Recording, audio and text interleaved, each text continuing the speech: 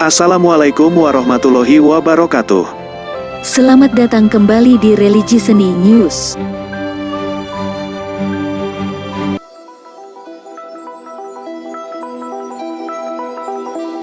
Pernikahan-pernikahan yang tidak sah menurut fikih. Tidak semua pernikahan itu halal dalam Islam. Ada pernikahan-pernikahan yang wajib dibatalkan karena hukumnya haram dan telah dilarang oleh Allah dan Rasul-Nya. Tidak semua pernikahan itu halal dalam Islam.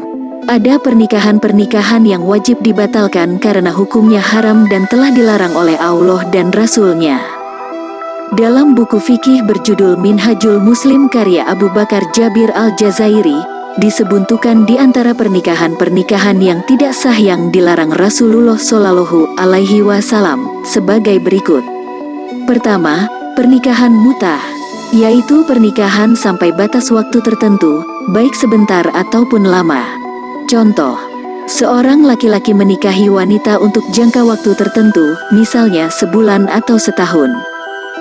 Dalam hadis dari Ali bin Abi Thalib dikatakan bahwa Rasulullah Shallallahu Alaihi Wasallam menyatakan dengan tegas larangan seorang laki-laki menikahi wanita secara mut'ah dan juga melarang memakan keledai liar. Hadis ini disampaikan ketika terjadi perang Khaybar, sehingga pernikahan mut'ah tidak sah. Jadi wajib dibatalkan kapan saja terjadi. Mahar tetap harus dibayarkan jika laki-laki tersebut telah menggauli wanitanya, namun tidak wajib menyerahkan mahar jika belum terjadi hubungan badan suami istri. Kedua, pernikahan syikhar, yaitu si A menikahkan putrinya dengan si B dengan syarat si B menikahkan putrinya dengannya, baik disebuntukan maharnya atau tidak disebuntukan.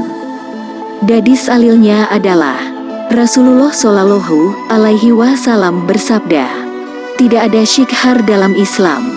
Hari Muslim, Abu Hurairah radhiyallahu anhu berkata, Rasulullah melarang syikhar.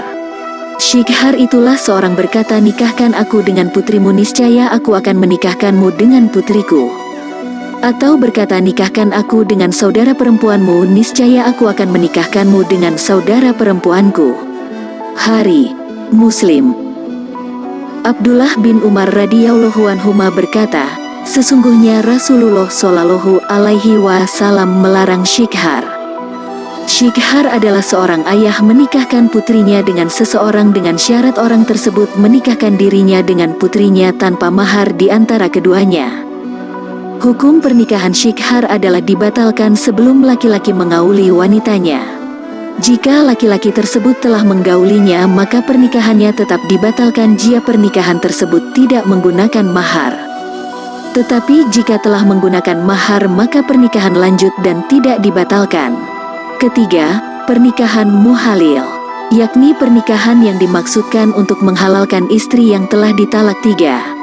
Jadi seorang istri yang telah ditalak 3 suaminya dan karena itulah suaminya dilarang rujuk kepadanya berdasarkan firman Allah Subhanahu wa Ta'ala. Kemudian jika si suami mentalaknya, maka perempuan itu tidak lagi halal baginya hingga dia kawin dengan suami yang lain. Kemudian jika suami yang lain itu menceraikannya, maka tidak ada dosa bagi keduanya untuk kawin kembali jika keduanya berpendapat akan dapat menjalankan hukum-hukum Allah. Itulah hukum-hukum Allah, diterangkannya kepada kaum yang mengetahui. Quran Surat Al-Baqarah 230. Pernikahan seperti itu harus dibatalkan dan wanita tersebut tidak halal bagi suami yang telah mentalaknya dengan talak 3. Ulama fikih yang mengharamkan dan membatalkan nikah muhalil di antara mereka adalah Al-Hasan, Ibrahim An-Nakhai, Qatadah, Imam Malik, Al-Laits, Ats-Sauro, Ibnu Al-Mubarak, dan Imam Syafi'i. Keempat, pernikahan orang yang sedang ihram. Sabda Rasulullah menyebutkan, orang yang sedang ihram tidak boleh menikahkan dan dinikahkan. Hari Muslim, artinya bahwa saat sedang ihram, pernikahan tersebut tidak sah dan batal. Dan jika orang tersebut tetap ingin melanjutkan pernikahannya, maka ia harus mengulangi akadnya setelah ia selesai melaksanakan haji atau umrah. Kelima, pernikahan dalam masa idah. Haram hukumnya wanita yang dalam masa idah karena bercerai atau suaminya meninggal untuk menikah dengan laki-laki lain. Allah Ta'ala berfirman, "Dan tidak ada dosa bagi kamu meminang wanita-wanita itu dengan sindiran atau kamu menyembunyikan dalam hatimu.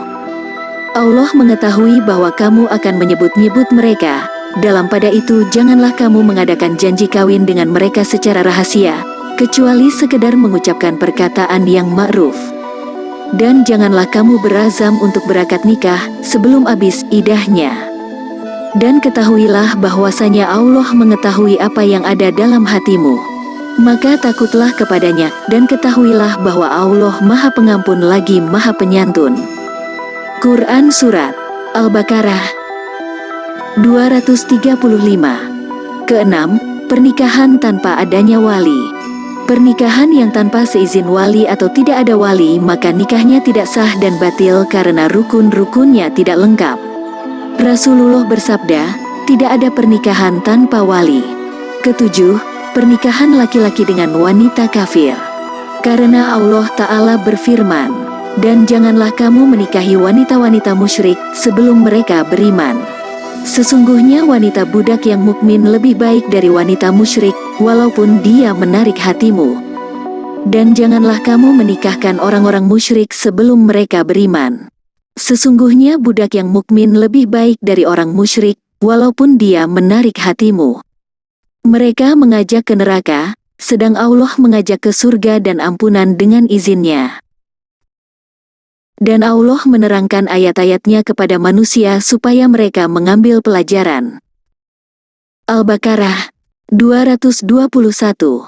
Penjelasannya adalah dilarang kepada kaum muslimin untuk menikahi wanita-wanita musyrik, wanita-wanita para penyembah berhala, sampai mereka mau masuk ke dalam Islam. Dan ketahuilah bahwa sesungguhnya wanita budak sahaya, yang tidak memiliki harta dan kedudukan tinggi, yang beriman kepada Allah, lebih baik daripada wanita musyrik, walaupun wanita musyrik yang merdeka itu mengundang decak kagum kalian. Dan janganlah kalian menikahkan wanita-wanita muslimah dengan lelaki-lelaki musyrikin, sehingga mereka mau beriman kepada Allah dan Rasul-Nya. Dan ketahuilah bahwa sesungguhnya seorang budak lelaki beriman, meskipun dia miskin dia tetap lebih baik daripada lelaki musyrik, meskipun lelaki musyrik itu membuat kalian terkagum-kagum kepadanya. Orang-orang yang memiliki keyakinan syirik, lelaki maupun perempuan, menyeru orang yang mempergauli mereka kepada sesuatu yang menyeret kepada neraka. Sedangkan Allah Subhanahu wa Ta'ala menyeru hamba-hambanya kepada agamanya yang hak yang mendorong mereka masuk surga dan ampunan bagi dosa-dosa mereka, dan Dia menerangkan ayat-ayat dan hukum-hukum pada sekalian manusia, agar mereka mengingat dan dapat mengambil pelajaran. Jadi, Allah melarang orang-orang beriman dari pernikahan dengan orang-orang musyrik. Hal ini karena orang-orang musyrik jauh dari rahmat Allah. Mereka mengajak orang-orang yang berinteraksi dengan mereka untuk melakukan keburukan yang dapat menjerumuskan ke neraka. Sedangkan Allah mengajak kalian kepada agama Islam yang dapat membawa kalian kepada surga dan ampunan dari dosa. Allah menjelaskan ayat dan hukumnya kepada manusia agar mereka mengambil pelajaran. Terima kasih. Wassalamualaikum warahmatullahi wabarakatuh.